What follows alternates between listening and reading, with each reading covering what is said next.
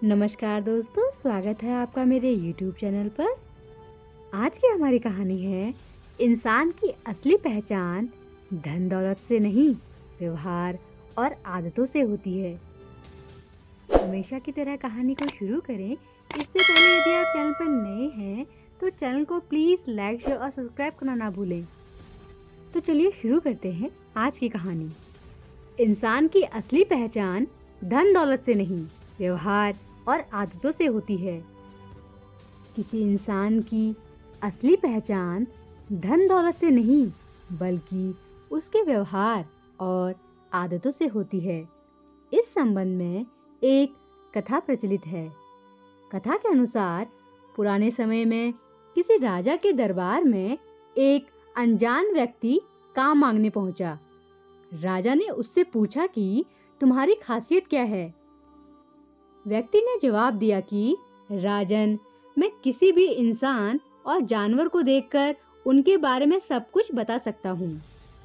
राजा को ये बात बहुत अच्छी लगी और उसे घोड़ों के अस्तबल में नियुक्त कर दिया। सेवक अब शाही घोड़ों की देखभाल करने लगा।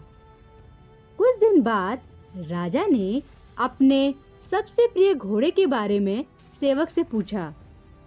सेवक ने कहा कि राजन, ये घोड़ा पूरी तरह ऊंची नस्ल का नहीं है।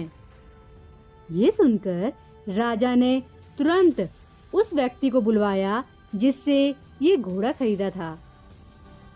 घोड़े वाले ने राजा को बताया कि राजन, ये घोड़ा है तो ऊंची नस्ल का, लेकिन इसके जन्म के बाद इसकी माँ मर गई थी। इसके बाद ये घोड़ा एक गाय का दूध पीकर बड़ा हुआ है। राजा ने अपने सेवक से पूछा कि ये बात तुम्हें कैसे मालूम हुई? सेवक ने बताया कि राजन, ऊंची नस्ल के घोड़े घास खाते समय अपना मुंह ऊपर कर लेते हैं, जबकि ये घोड़ा घास खाते समय अपना मुंह गाय की तरह नीचे ही रखता है। राजा ये बात सुनकर बहुत खुश हुआ। उसने सेवक को बहुत सारा अनाज, गाय, बकरी भेंट कर दिए और उसे अपनी रानी की सेवा में नियुक्त कर दिया। अब कुछ दिन बाद राजा ने सेवक को बुलाया और उससे रानी के बारे में पूछा। सेवक ने राजा से कहा कि महाराज, रानी किसी शाही परिवार से नहीं है। ये बात सुनते ही राजा हैरान हो गया। उसने तुरंत ही अपनी सास को बुलवाया। जब सास राजा के सामने पहुंची तो उसने सेवक की बात बताई।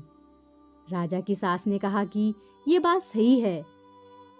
जब हमारे यहाँ पुत्री ने जन्म लिया था, तब आपके पिता और मेरे पति ने आपके साथ उसका रिश्ता पक्का कर दिया था। जब पुत्री 6 माह की हुई तो बीमारी की वजह से मर गई थी।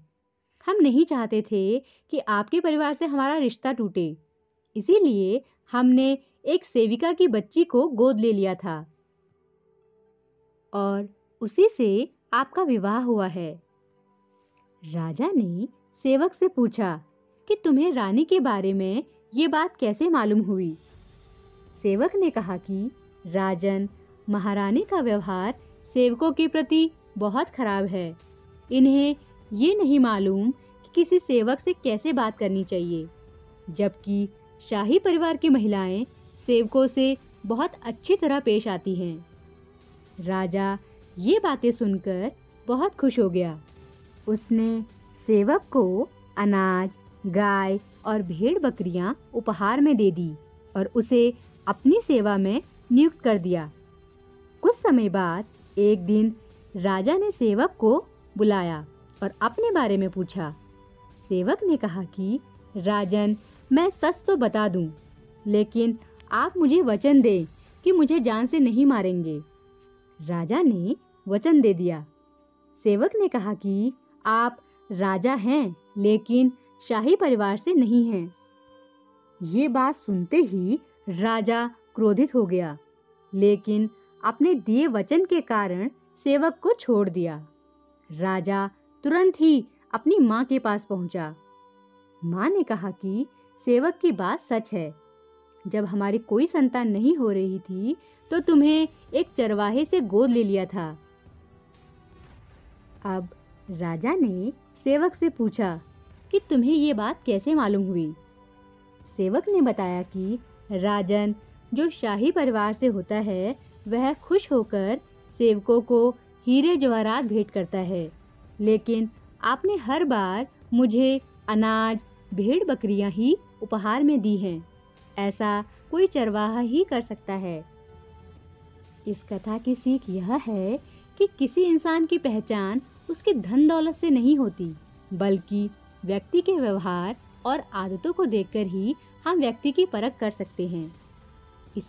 इसीलिए हमें अपने व्यवहार को अच्छा बनाना चाहिए और बुरी आदतों से बचना चाहिए। आज की ये कहानी पसंद आई हो तो प्लीज़ चैनल को लाइक, शेयर और सब्सक्राइब करना ना भूलें। Thanks for watching.